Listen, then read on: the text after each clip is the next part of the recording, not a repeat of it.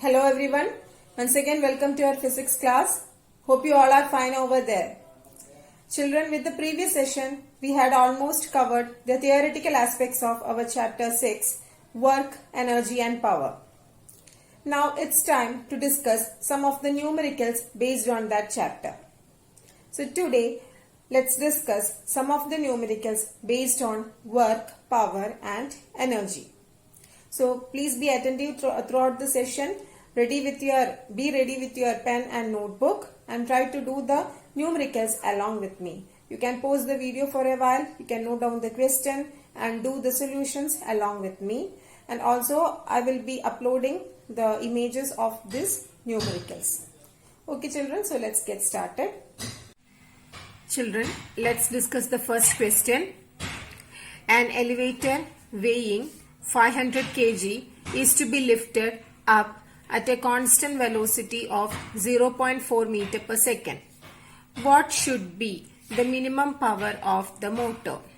So here elevator is there and its weight is 500 kg and it is to be lifted at a velocity. So velocity is 0.4 meter per second.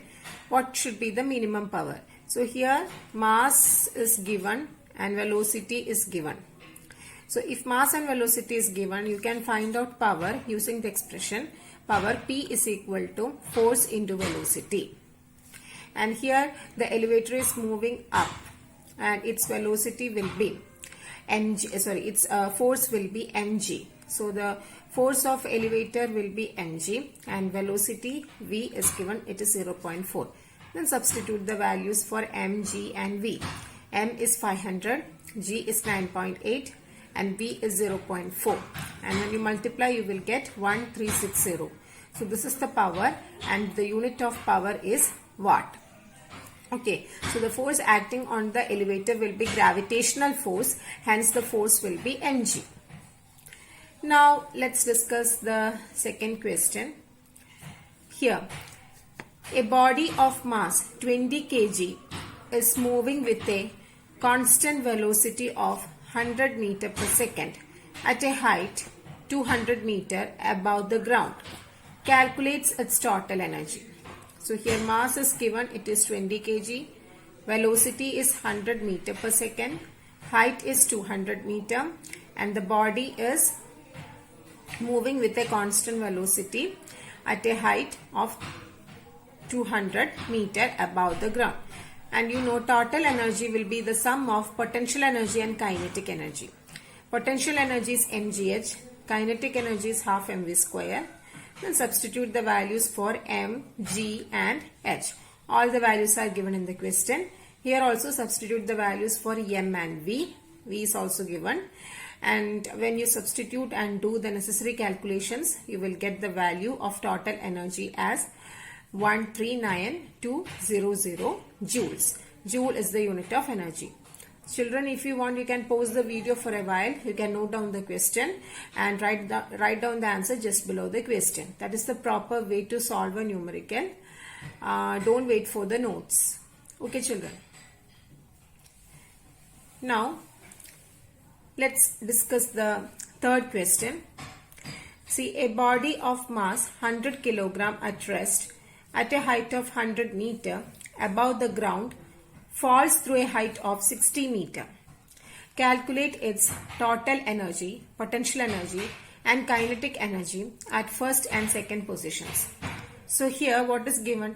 A body of mass 100 kg is at a rest at a height of 100 meter above the ground. So this is the ground level and body is situated here at a height of 100 meter from the ground and initially it is at rest.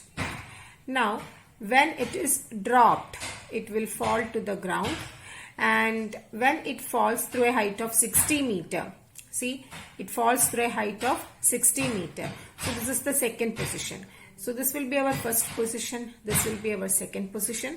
Initially the body is here and after falling through 60 meter the body reaches here. So this is the first position, this is the second position, and at A and B you need to find out the values of total energy, potential energy and kinetic energy. And similar situation we have experienced in the case of total mechanical energy, proof for total mechanical energy. Now at the point A, what is the potential energy?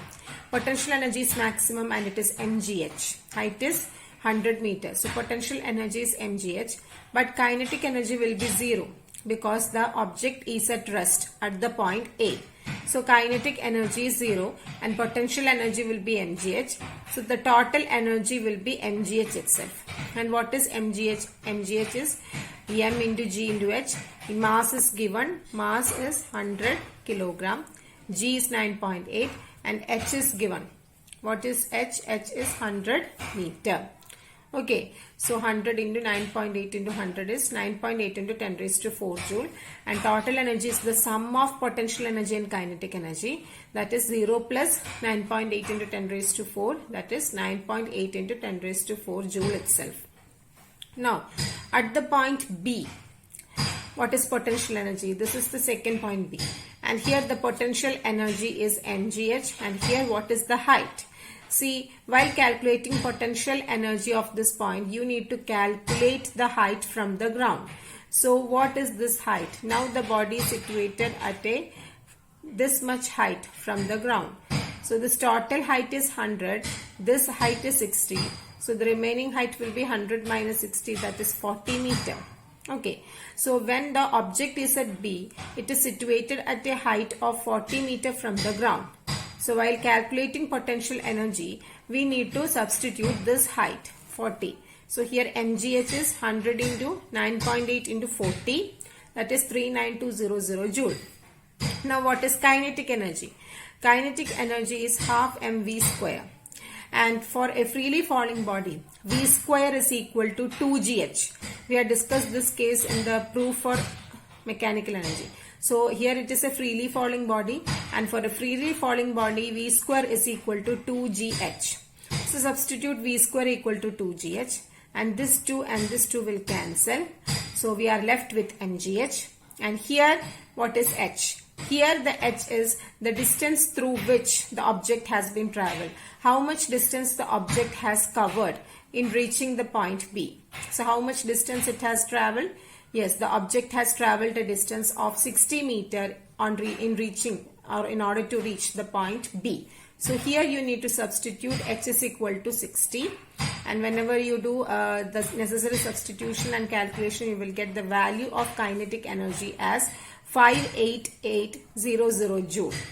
Then total energy will be the sum of potential energy and kinetic energy, that is 39200 plus 58800 joule, that is equal to 9.8 into 10 raised to 4 joule itself. So the total energy is same irrespective of the position.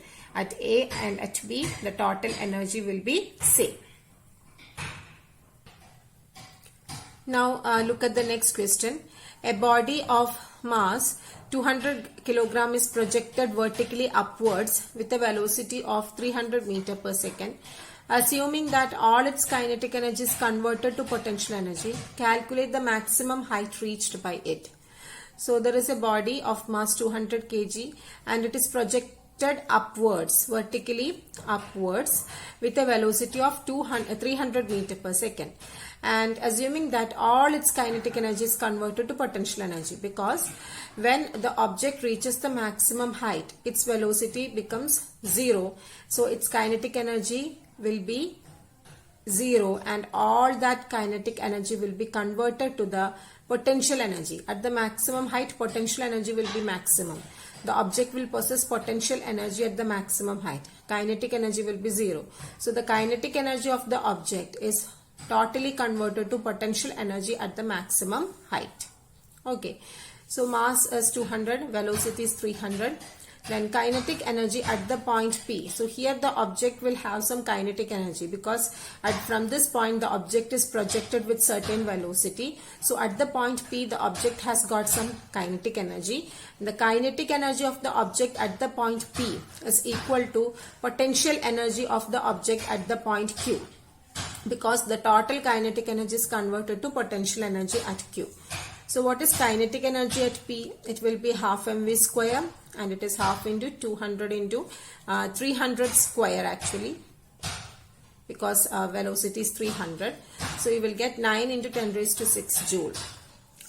then this kinetic energy itself will be equal to the potential energy at Q, isn't it? So potential energy at Q is equal to kinetic energy at P, and you know the potential energy at Q is mgh. Mgh is equal to kinetic energy is 9 into 10 raised to 6 joule, and from this height h is equal to 9 into 10 raised to 6 divided by mg.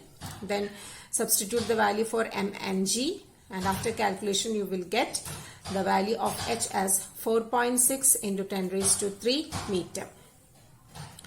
Okay children, so you can pause the video and note down the question and solution. Now look at the next numerical. To simulate car accidents, auto manufacturers study the collisions of moving cars with mounted springs of different spring constants. Consider a typical simulation with a car of mass 1000 kg moving with a speed of 18 km per hour on a smooth road and colliding with a horizontally mounted spring of spring constant 6.25 into 10 raised to 3 Newton per meter. What is the maximum compression of the spring? So a car is there, and this car go and collide with a horizontally mounted spring of spring constant K is equal to 6.25 into 10 raised to 3 Newton per meter.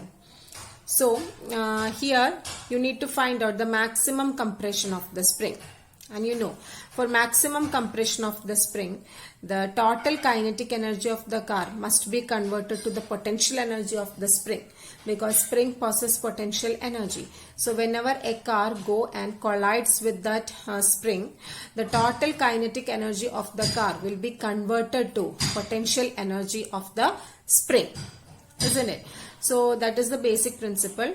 Kinetic energy of the car is equal to potential energy of spring for maximum compression, and kinetic energy is half mv square. Potential energy of the spring is half kx square, where x is the displacement, and you had already studied the expression for potential energy of spring in your previous sessions. So half mv square is equal to half kx square, and here you must find out the maximum compression of the spring. Maximum compression means this x. So from this x square is equal to mv square by k. Then substitute the value of m. M is 1000 and v is 18 km per hour. Convert it into meter per second. Just multiply it with 5 by 18. So 18 into 5 by 18 is 5 meter per second. So 5 square divided by k. K is given in the question, 6.25 into 10 raised to 3. Then when you multiply and do the calculations, you will division, you will get the value of x square as 4. Then x will be equal to 2 meter.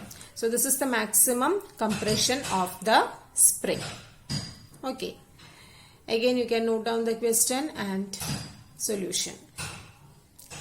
Pause the video for a while.